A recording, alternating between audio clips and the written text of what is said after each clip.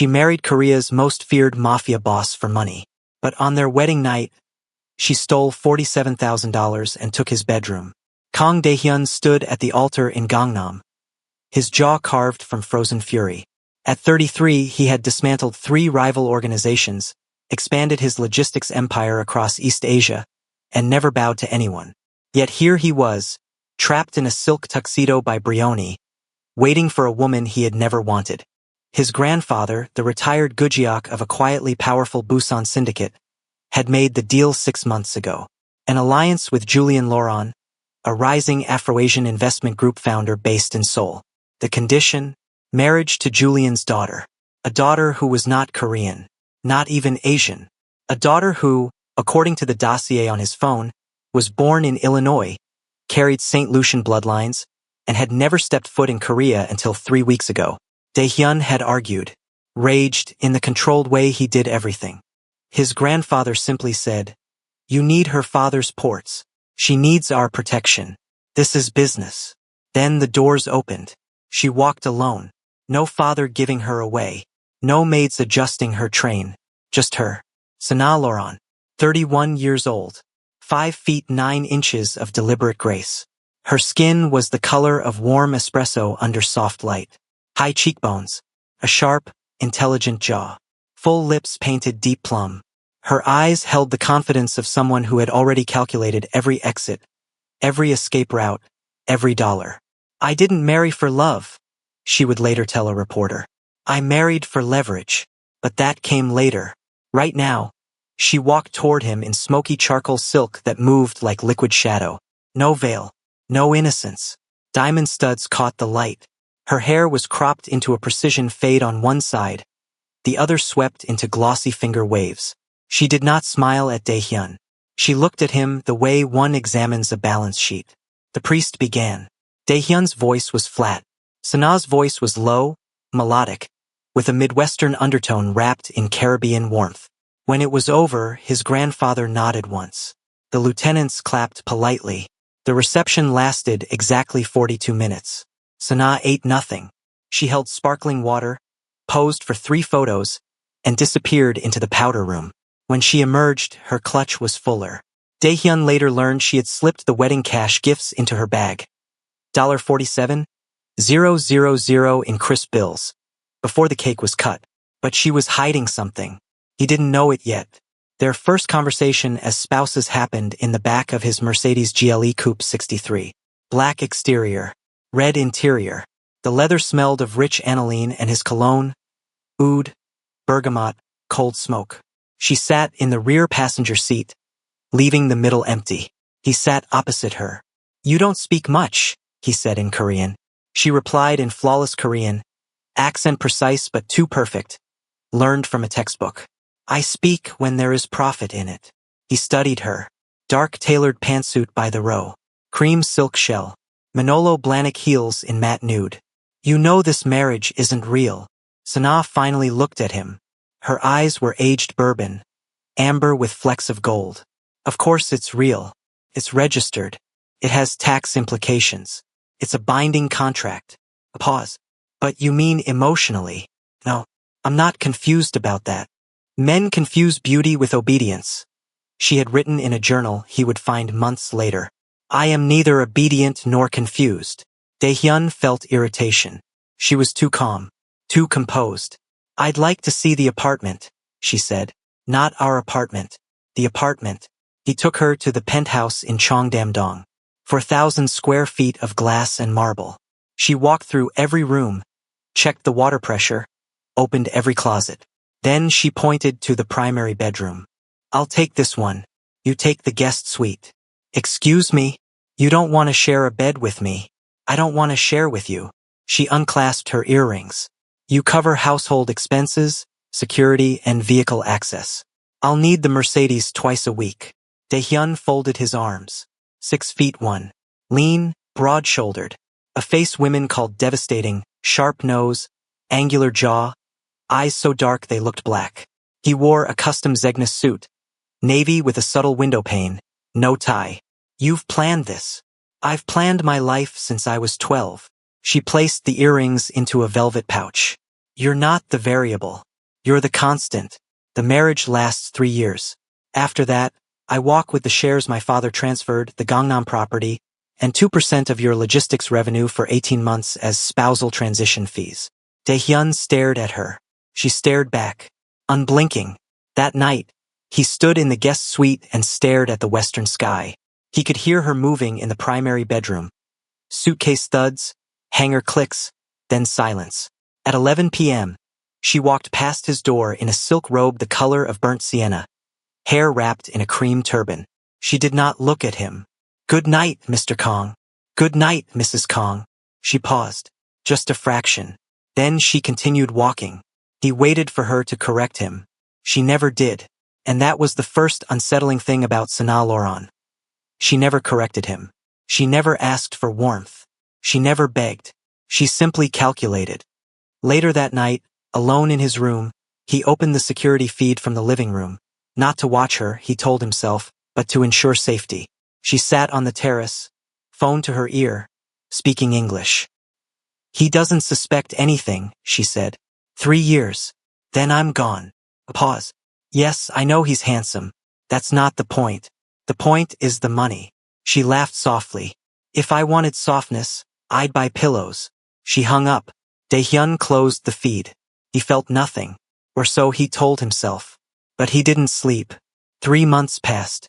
Dae-hyun learned to exist in the same space as his wife without speaking to her for days. She woke at 6 a.m., did yoga in the living room, Lululemon Aligns and a cashmere hoodie, then disappeared into her office, a converted den filled with a Herman Miller chair, dual monitors, and a whiteboard covered in flowcharts. She didn't work for her father. She worked for herself. Sana Laurent was building a luxury import brand focused on Korean skincare, adapted for melanin-rich skin. Lab partner in Cheonan. Packaging designer in Milan. A silent investor she refused to name. Dae-hyun's security team monitored everything. Not to control her, to protect her. His enemies had a habit of targeting people he loved. He did not love Sana, but she was a Kong now. One Tuesday evening, he came home to find her on the terrace, phone pressed to her ear, laughing. A real laugh, rich, throaty, unrestrained. She wore a Moschino jumpsuit in matte black, sleeves ruched, waist cinched with a gold chain belt. Her feet were bare. Her toenails were deep burgundy. No, tell him I'll sign the lease on Thursday, she said, and remind him that if the Gangnam flagship doesn't open by March, the penalty clause doubles. She hung up, saw him, didn't flinch. You're home early. The meeting ended. She tilted her head. Are you asking as a husband or as a host? Does it matter? It does to my calendar. If it's business, I have 30 minutes at 8 p.m. If it's personal, I have no availability. Dae-hyun felt something hot crawl up his spine. What personal life do you have? You go to the lab, meet suppliers, come home. You don't have friends here. I have 12,000 followers on a private Instagram account where I review hotel minibars, she said flatly. That's personal enough. She walked past him. He caught her perfume, saffron, sandalwood, something smoky. That night he ate alone. Michelin-starred meal from his private chef. Sana ate in her room. Arugula, shaved fennel, walnuts, lemon vinaigrette. No carbs, no sugar. At 10 p.m., she knocked on his door. He opened it. She held a tablet. I need you to approve the security detail for the flagship launch. Your men are efficient, but they dress like they're going to a funeral. Navy or charcoal. No black. You want to style my security team. I want my investors to feel safe, not arrested. She handed him the tablet. Also, the penthouse needs new drapes. The current ones are depressing. I've selected 3 options from a textile house in Como. He looked at the screen. Drapes in ivory bamboo silk, muted celadone, and deep terracotta. The terracotta. Interesting. I expected celadone. I don't like being predictable. She almost smiled. Noted. She left. He watched her go. Her pajamas were a matching set from Sleeper. Feather-trimmed cuffs in mauve linen. The next morning, he found coffee on his nightstand. Americano, extra shot, no sugar, perfect temperature.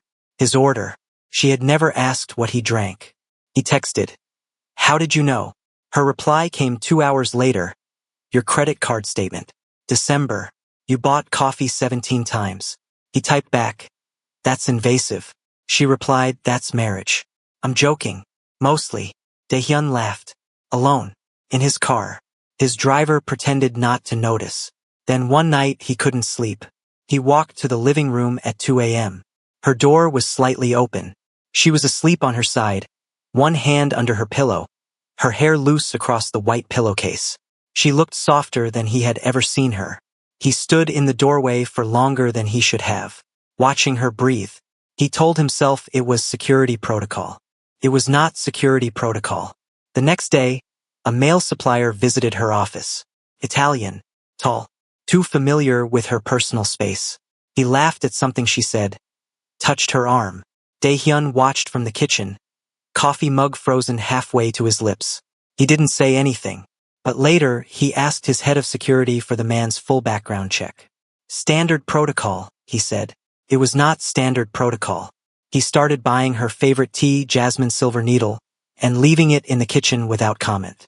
He noticed when she skipped lunch and ordered her favorite salad from the place 2 blocks away.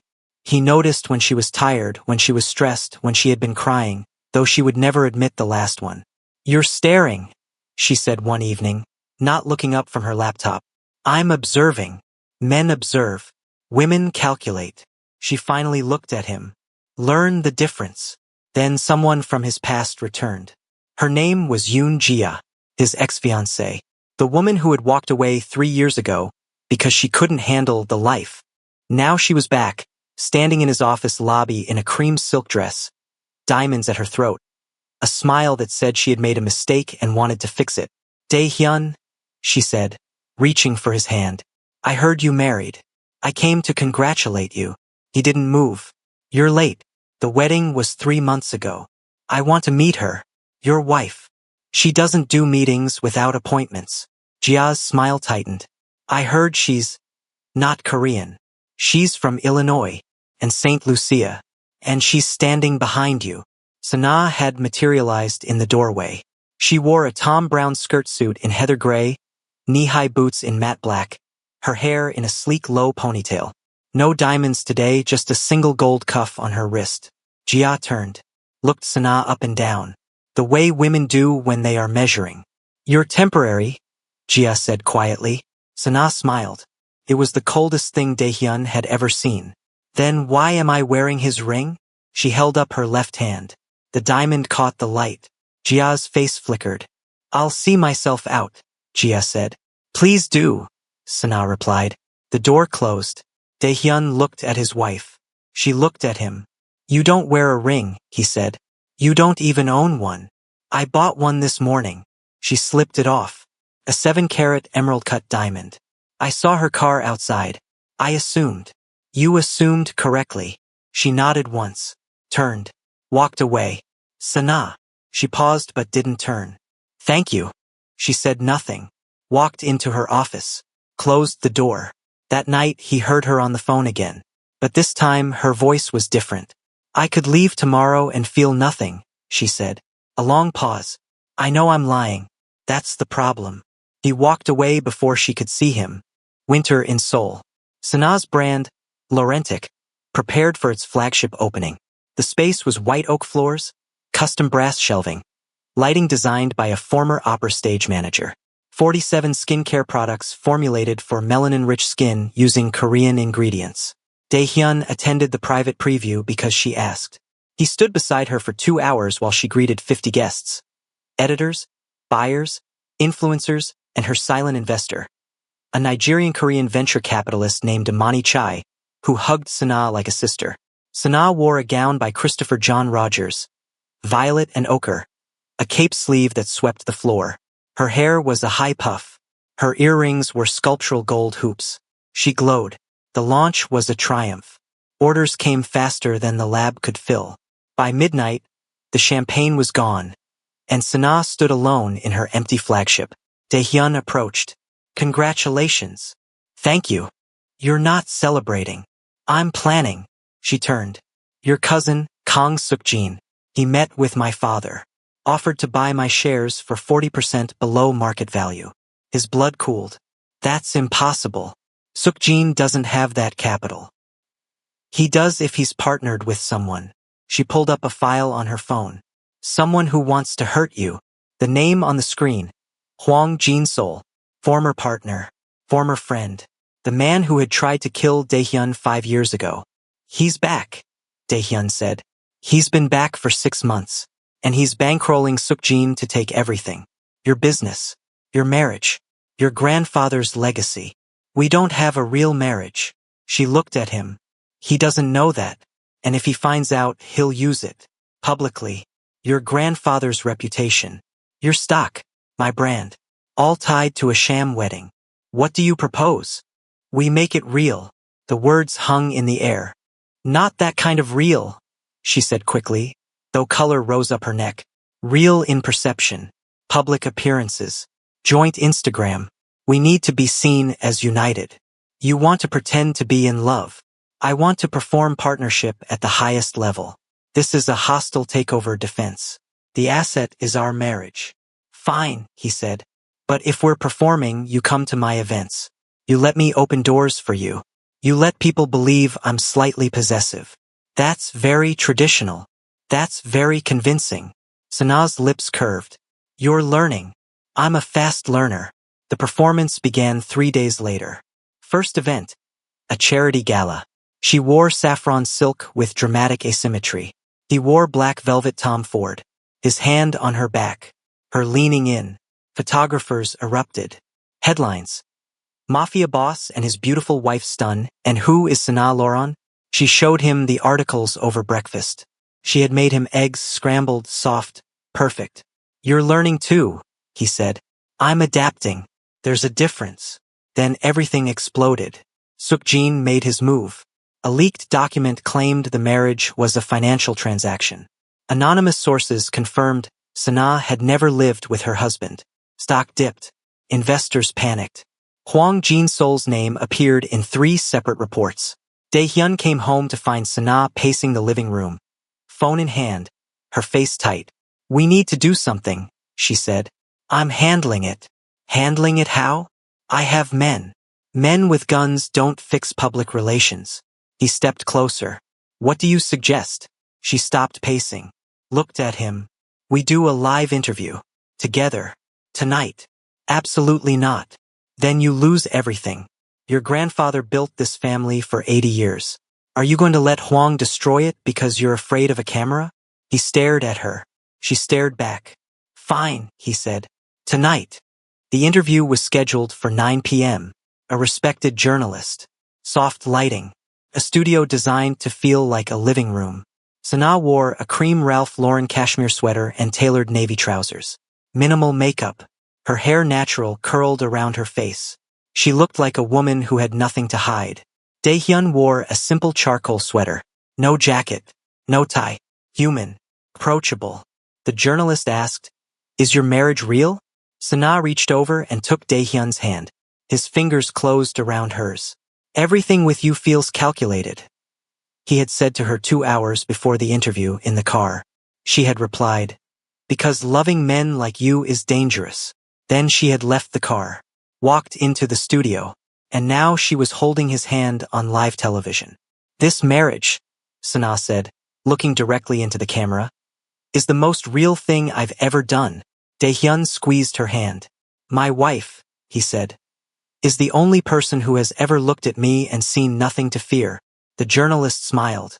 The segment went viral. Stock recovered within 48 hours. But that night, after the cameras were gone, they had their first real argument. Everything with you feels calculated, he said again, back in the penthouse. No cameras. No performance. Because it is calculated, she snapped. I calculate everything. That's how I survived. That's how I got here. That's how I built my company while you were busy pretending I didn't exist. I never pretended. You ignored me for 3 months. Because you told me to. I told you to because I didn't trust you.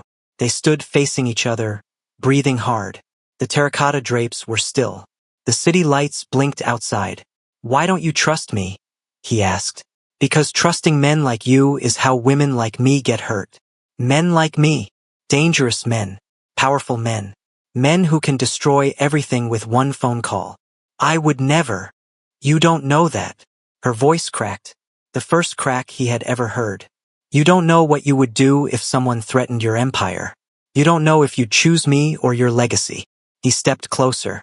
I would choose you. Stop. I would choose you, Sana. Stop looking at me like that. Like what? She whispered. Like I already belong to you. He cupped her face. You don't belong to me. You never have. I belong to you. Then he kissed her. It was not gentle. It was not careful. It was 3 months of coffee and terracotta drapes and watching her sleep and pretending not to care. It was her laugh and his silence. It was the smell of saffron and the taste of her lipstick. She pulled back, gasping. We shouldn't. We should. This is dangerous. Everything worth having is dangerous. He kissed her again. She melted, just for a second. Then she pushed him away. No, she said. Not like this. Not after a fight. Not because we're angry and scared. Then when? When we're sure. I'm sure. You're not. She touched his cheek. And neither am I. But I want to be. She walked to her bedroom, paused at the door. Good night, Daehyun. Good night, Sana. She disappeared. He stood in the living room, alone, and realized he had never been more certain of anything in his life. February brought Lunar New Year. 3 days of rituals, feasts, and forced proximity with Kong relatives who smiled with their teeth but not their eyes. Sana prepared like a general. She studied the family tree, learned the proper bow, memorized the exact respect to show Grandfather Kong. The family home was a traditional hanok in Bukshan. Grandfather Kong, 87, sharp-eyed, still terrifying, greeted them at the gate. She bowed. Perfect angle. You wear hanbok well, he said. She had chosen a geoghery in deep plum silk, the chima skirt in cream with peony embroidery. Her hair was parted low and held with a sterling pin. Thank you, grandfather. Your home is beautiful. He grunted, but his eyes softened. The first day passed smoothly. The second day brought Jia. Daehyun's ex-fiancée had been invited by an aunt who didn't know it would be awkward. Jia arrived in a burgundy dress, hair in elaborate waves, diamonds at her ears. She smiled at Sana with the warmth of a winter storm. You look comfortable, Jia said, for someone so out of place. Sana smiled back. I'm from Illinois. We know how to make ourselves comfortable anywhere. You're not from here. You'll never be from here. I don't need to be from here. I just need to be here. Jia leaned closer. He'll tire of you. He tired of me. He tires of everyone. Sana tilted her head. Then why are you here? Why come back if he tired of you? Jia's smile flickered. She walked away. Later, Sana overheard the aunts in the kitchen.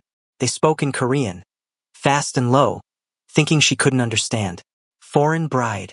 What did grandfather expect? Beautiful but not our kind. She'll never bear proper Korean children. Sana stood in the hallway, frozen. The words landed like small stones. She had heard worse. In Illinois, in New York, in London. She had built a career on ignoring such words.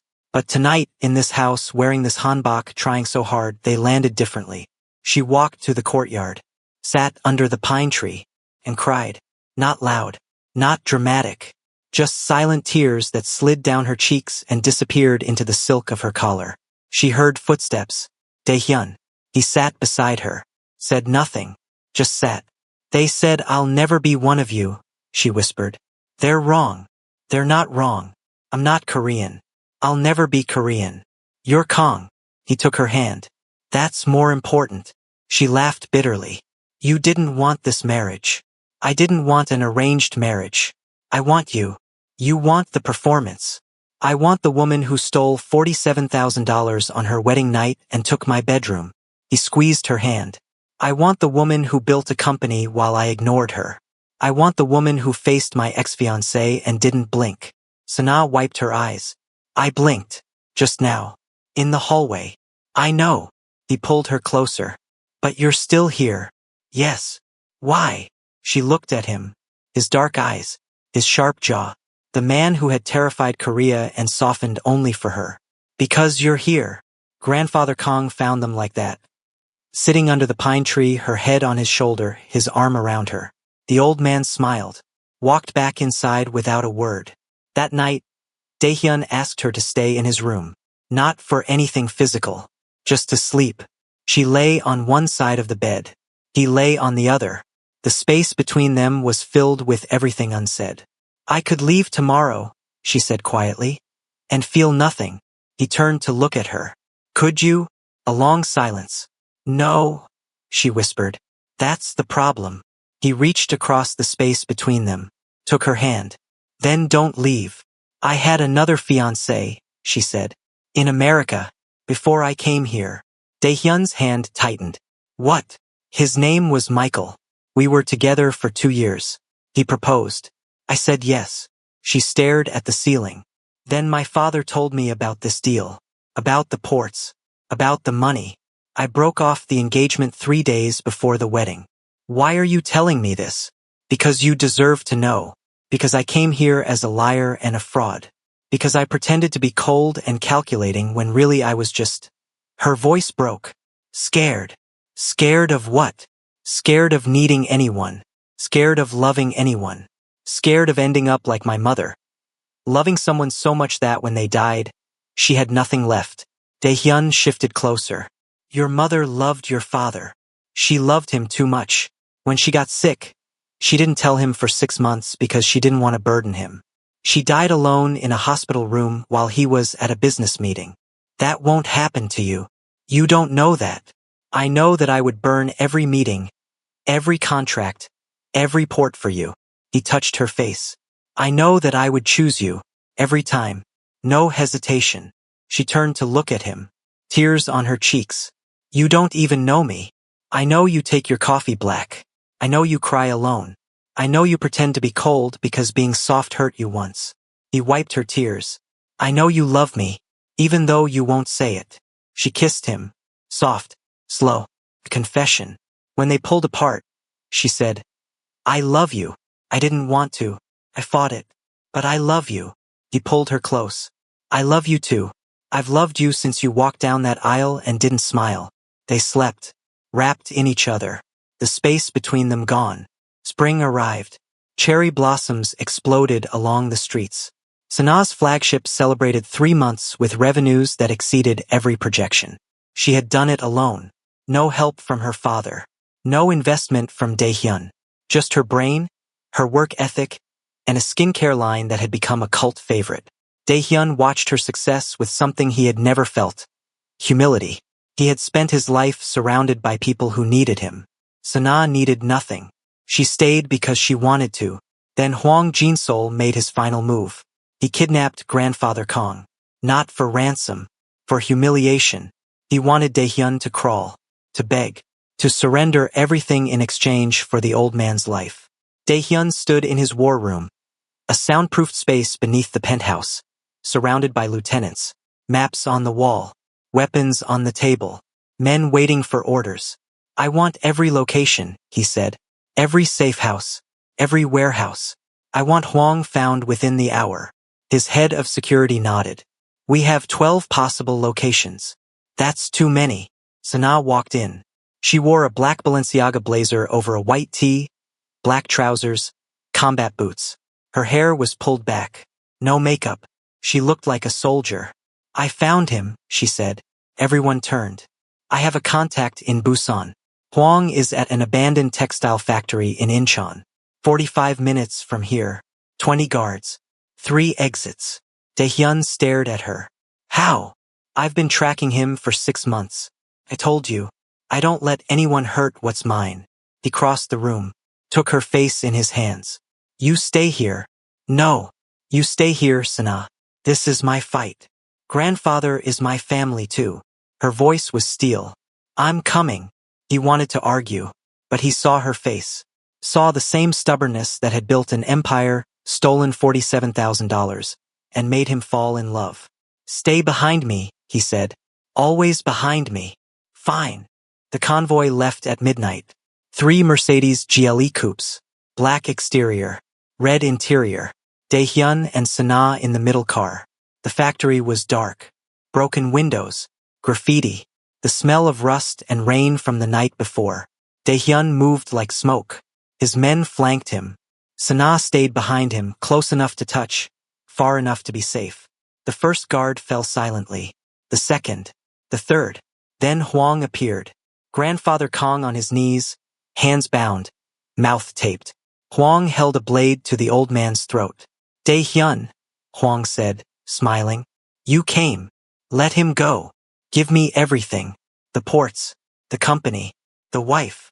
Hwang looked at Sana. Especially the wife. She's beautiful. I understand why you're obsessed. Daehyun stepped forward. Let him go, or I will kill you slowly. You're not in a position. Sana moved. Later, Daehyun would rewatch the security footage 100 times. She didn't run. She didn't scream. She simply stepped out from behind him, walked toward Hwang, and said, You've never met anyone like me. Hwang laughed. A woman with a mouth. A woman with a plan. She reached into her blazer, pulled out a small device, pressed a button. Every light in the factory exploded into blinding white. Hwang dropped the blade, hands flying to his eyes. Grandfather Kong crawled away. Daehyun's men moved in. It was over in 11 seconds. Hwang was on the ground, disarmed, surrounded. Grandfather Kong was safe. Sana stood in the center of the chaos, the device still in her hand. What was that? Daehyun asked. Military-grade flash device. I told you, my security team is former special ops. You brought a flash bomb to a hostage rescue. I brought insurance to a hostage rescue. She slipped the device back into her blazer. Grandfather, are you hurt? The old man looked at her. His eyes were wet. You came for me. Your family. He pulled her into a hug. Sana stiffened, then melted. Just for a second. Daehyun watched, and fell in love all over again. 3 years later, the penthouse in Cheongdam-dong was no longer cold. The terracotta drapes had been joined by family photos. Sana and Daehyun on a beach in St. Lucia. His grandfather holding their daughter, Yuri, named for the Korean word for glass because she was transparent in her wants. Laurentic had expanded to Tokyo, Singapore, and New York. Sana was on the cover of Forbes Korea. Daehyun's logistics empire had gone legitimate, shipping pharmaceuticals and medical supplies, no questions asked, because power meant nothing without peace. They renewed their vows on the terrace, under the same sky where they had first held hands. Sana wore a Vera Wang gown in champagne silk, simple and devastating. Her hair was loose and curly, her feet bare. Daehyun wore a cream linen suit, no tie. The first time I married you, he said, looking into her eyes, I had no choice. Today I choose you in front of the world. Not because of a contract. Not because of ports or money or family. Because you are the only person who has ever seen me. All of me. And stayed. Sana's eyes filled with tears. The first time I married you, I planned to leave. I calculated every dollar. Every exit. I thought I was marrying a monster. Instead, I married a man who learns his wife's coffee order. Who notices when she cries alone. Who chooses her over power. She squeezed his hands. You chose me, Daehyun, and I choose you. Today. Tomorrow. Always. Their daughter, Yuri, now too, toddled down the makeshift aisle with flower petals, most of which ended up in her hair. Grandfather Kong wept openly. Hey loves, this story teaches us that not all beginnings are built on love or honesty, but when people choose to see, understand, and fight for each other, beyond fear, pride, and power, even the most calculated relationships can transform into real connection. Thank you so much for watching. Kindly like and subscribe.